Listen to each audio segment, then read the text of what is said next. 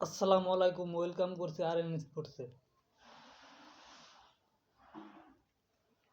কালকে রাত্রে একটা প্রতিবেদন দেখলাম বিডি কিক টাইমে। সাকিব আল হাসানের যে ছবি বা ব্যানার ফেস্টুন নিয়ে আহ, মাঠে ঢুকতে দেওয়া হয় নাই তার ভক্তদের। প্রচুর কান্নাকাটি, প্রচুর কান্নাকাটি ভাই। দেখেন ভাই, একজন অপরাধ করছে, করতেই পারে অপরাধ একজন, তো এখন তার অপরাধের শাস্তি আর একজন পাবে কি ভাই? তারপরে দেখলাম যে সাকিব আল হাসানের গ্রেপ্তারি পরোয়ানা জারি হয়েছে ভাই। যে একজন উকিল কথা বললো, সাকিব আল হাসানের বিরুদ্ধে উকিল, সে যে আইএফআইসি ব্যাংক, সেই ব্যাংকের নামটাই উচ্চারণ করতে পারে না। এত বড় শিক্ষিত মানুষকে, তার মতো একটা লোক একটা ইন্টারন্যাশনাল মিডিয়ার সামনে একটা ব্যাংকের নাম উচ্চারণ করতে পারে না। সে একজন উকিল, সুপ্রিম কোর্ট বা হাইকোর্ট, যে কোর্টের উকিল। তো মেবি সুপ্রিম কোর্টই হবে। তো সেই কোর্টের উকিল কিন্তু একটা ব্যাংকের নাম উচ্চারণ করতে পারে না। আর এই ব্যাংকটা এরকমই একটা ব্যাংক, যেই ব্যাংক মামলা করছে সেই ব্যাংকটা এরকমই একটা ব্যাংক। সেই ব্যাংকটা গড়ায় হচ্ছিল দুর্নীতির টাকা দিয়ে। আইএফআইসি ব্যাংক, সালমান এফ রহমানের ব্যাংক, হচ্ছিল বেক্সিমকো গ্রুপের যে মালিক, তার ব্যাংক। ভাই ওই ব্যাংক পুরোটাই তো দুর্নীতির টাকায় ভরা ভাই। ওরা আবার কি দুর্নীতি মামলা করবে মানুষের বিরুদ্ধে? আপনারা কখনো শুনছেন যে চোরের ঘরে চুরি হয়? শুনেন নাই তো ভাই। যে কোনো একটা মানুষকে যদি বলা হয় যে তোরে 10,000 টাকা দেবো, তুই শুধু 5 মিনিট দেয় ওর নামে একটা বদনাম বলে আসবি, কে? সবাই করে ভাই। কে? আল্লাহ না করাক আমাকে দে। আমাকেও যদি কেউ বলে, কথার কথা, যদি আমাকে যদি বলে যে তুই এটা করবি, তোর আমি 1,000 টাকা দেবো, 5,000 টাকা দেবো, তুই এই কথাটা ওর নামে বলবি, কে ওর নামে এমনি খারাপ অবস্থা আছে, ও এমনি ডাউনফলে আছে, ওর নামে এমনি মিডিয়ায় ওর সবাই নেগেটিভিটি ছড়াইতেছে, তুইও ছড়াবি, কে তুই টাকা পাবি। তো আমার একটা চিন্তা আসতেই পারে, কে কিরে ওর নামে নেগেটিভিটি হচ্ছে, কে ও এখন ওকে মানুষ ভুল বুঝতেছে, দোষারোপ করতেছে, তা আমি ওদের সামিল হই, কে আমি কিছু টাকাও পাবো, ওর যা হওয়া তা তো হবেই ভাই। এইসব এইসব চিন্তাধারা আমাদের মাথার মধ্যে আছে ভাই। যতদিন পর্যন্ত আমরা এইসব চিন্তাধারা না মাথা থেকে না নামাবো, ততদিন পর্যন্ত আমরা গ্রো করতে পারবো না ভাই সারা বিশ্বে। তো ভাই সবার আগে আমাদের নিজেদের ঠিক হওয়া, এক হওয়া জরুরি ভাই। কে এখন মাত্র 4 কোটি টাকা, কয় টাকা এটা? এরপরে কাঁকড়ার ফার্ম জালিয়াতি, এটা নিয়ে যে কন্টেন্ট হয়েছে তো একটা কমেন্ট দেখলাম কালকে সাতক্ষীরা থেকে, সে বলছে যে এরকম কোনো কিছু হয় নাই। আমি জানি না কে, একজনের কমেন্ট দেখে ওরকমভাবে বিশ্বাস করা, ভিডিও প্রুফ না দেখে ভাই আমি বিশ্বাস করি না। কিন্তু ভাই যেটা হয়েছে, কে এখন চিন্তা করেন যে একজন ইন্টারন্যাশনাল প্লেয়ার, তার প্লে কার্ড, তার নামের প্লে কার্ড, তার ছবি নিয়ে স্টেডিয়ামের ভিতরে ঢুকতে দেওয়া হইতেছে না ভাই। কি পরিমাণ বৈষম্য এখনো দেশে আছে ভাই! এটা কি বৈষম্য না? কি বলবেন আপনি, বলেন? এটাকে যদি বৈষম্য না বলেন তাহলে আপনি কি বলবেন বলেন? ভাই একজন চোর, কিন্তু সে পপুলার। তাকে তাকে আমার মতো অনেক হাজার হাজার মানুষ ইয়া করে, তাই বলে কি তার ছবি আমি নিতে পারবো না? তার নামের প্লে কার্ড, তার ছবি আমি নিয়ে স্টেডিয়ামের ভিতরে ঢুকতে পারবো না? ভাই সে একজন খেলোয়াড় ছিল ভাই, আর 7 মাস এমপি ছিল। কি সে কি সবার ঘর বাড়ি লুট করে নিচ্ছে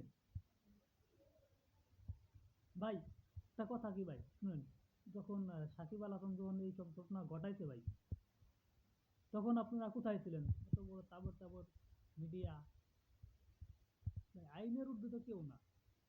জনগণ, আমরা জনগণ যেহেতু একজন সরকারকে হেলাইতে পারছি, একজন সাকিব আল হাসানকে হেলাইতে কিন্তু আমাদের পারছে না ভাই। যে আমরা মিডিয়া, আমরা সবাই মিডিয়া দিয়ে যাইতাম, আসেন এই অন্যায় করছে, আপনারা এদের সাপোর্ট করতেছেন, তার মানে একটা লোক আসছে না ভাই। শুধু সে ভাই ইলেকশন করতে মানুষের ভালো করতে চাইছিল ভাই, তাতে বোঝা গেল কি বাংলাদেশে মানুষের ভালো করাটাও অন্যায়, ভালো করতে চাওয়াটাও অন্যায়। তার সর্বোচ্চ উদাহরণ সাকিব আল হাসান।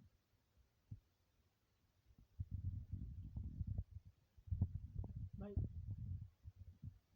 মানুষের ভালো করাটা যদি অন্যায় হয়, এতে কেউ আর ভালো কাজ আগে আগে আসবে না ভাই, কেউ আসবে না, কেউ আসবে না। কারণ ভালো করতে গেলে এদিক থেকে ওদিক হলে মানুষের কথা শুনতে হয়, গালি শুনতে হয়, কি দরকার আছে ভালো করতে যাওয়ার? আমি আমার মতোই থাকি। অন্যদিকে ভাই, যদিও আমি সবাই, আমি ফ্যানকে আমি কাউকে ছোট করতে বড় করতে চাই না। ফ্যান তামিম ইকবাল খান, সে একজন রিটায়ার্ড প্লেয়ার, রিটায়ার্ড প্লেয়ার, সে যে আবার খেললো ফিরে যে ওয়ার্ল্ড কাপের আগে যে নিউজিল্যান্ডের সাথে মেবি সিরিজ হলো, সেই সিরিজে খেললো, কার কোথায় খেলছে? শেখ হাসিনার কোথায় খেলছে? তার বিরুদ্ধে কেন অ্যাকশন নেওয়া হলো না? সেও তো সে রিটায়ার্ড করছে, রিটায়ার্ড করার পরে শেখ হাসিনার কথায় যদি সে না খেলতো পরে ওই সিরিজে, তাহলে তো ভাই মানে তাকে নিয়ে আর কথাই হতো না, যাতে ফিরবে না ফিরবে। সেই কাজ করলে তো তার নামে তো কোনো ইয়া হলো না, তার নামে তো কোনো মামলা আন্দোলন হলো না। যত দোষ নন্দ ঘোষ ভাই, সাকিব আল হাসান সব কথা মুখের উপর বলে, স্টেট কাট কথা বলে, যার কারণে সব দোষ তার ভাই। মেলা মানুষ চেনাচ্ছে দেখছেন, যে একটা লোক সবার সামনে চলতেছে, চুপ করে থাকে, কথা বলে না, কথা কম বলে, দেখুন ওর ভিতরে শয়তানি বেশি ভাই। আর যে স্টেট কার্ড বলে দেয়, ওর মনের ভিতরে কিছু থাকে না, ভিতরে কিছু থাকে না, ও যা বলার সামনাসামনি বলে দেয় ভাই। ওর ভিতরে কোনো আহ কি বলবো, যুদ্ধ বা বোম বাস্টিং করার মতো কোনো ইয়া থাকে না ভাই, বুঝছেন? তো এই জন্য ভাই, আসলে আমরা সবাই সচেতন হই। আর সবার কাছে একটা অনুরোধ, সে মাত্র 7 মাসের ইলেকশন করছে, তাই বলে তারা একজন খারাপ হতেই পারে ভাই। মাশরাফিও তো ইলেকশন করছে, মাশরাফি তো স্টেটমেন্ট দিচ্ছে, সাকিবও দিয়েছে ভাই। সবচেয়ে বড় কথা হচ্ছে কি ভাই, একটা মিডিয়া, নাম বলবো না, কারণ যত নাম বলবো তার এমনি সে অনেক বড় পাবলিসিটি আছে, তার তত নাম বলবো, বা সে হয়তো মনোক্ষুণ্ণ হতে পারে, কিছু কিছু ইঙ্গিত দিই। সে একটা চ্যানেলে কাজ করতো, পার্টিকুলার একটা চ্যানেলে কাজ করতো, সেইখান থেকে যে কোনো কারণে আসতে, যাকে ওটা না বলি, কিন্তু ওইখান থেকে আসার পরে সে নিজের যে একটা চ্যানেল খুলছে, ওইখানে almost maximum number of player বা আরো অন্যান্য যারা আছে বিসিবির বা প্রফেশনাল পেজে, এদের ইন্টারভিউ আছে, একমাত্র সাকিবের ইন্টারভিউ নাই।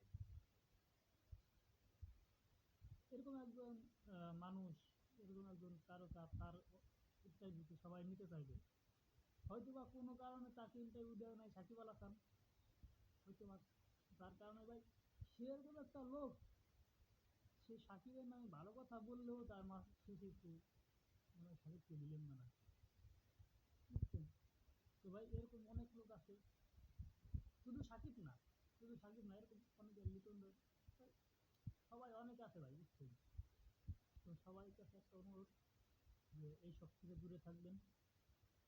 আম, ভিডিওটা যদি ভালো লাগে অবশ্যই একটা লাইক দিয়ে শেয়ার করে দিবেন। আর আপনাদের যদি কোনো মন্তব্য মতামত থেকে থাকে, অবশ্যই কমেন্ট বক্সে জানাতে ভুলবেন না। আর পেজে ফলো দিবেন, এবং ইউটিউব চ্যানেল থেকে যারা দেখছেন অবশ্যই চ্যানেলটা সাবস্ক্রাইব করে দিবেন, এবং বেল বাটনটা অন করে দিবেন, যাতে সকল মুহূর্তে সমস্ত আপডেট আপনাদের কাছে পৌঁছায়। ধন্যবাদ।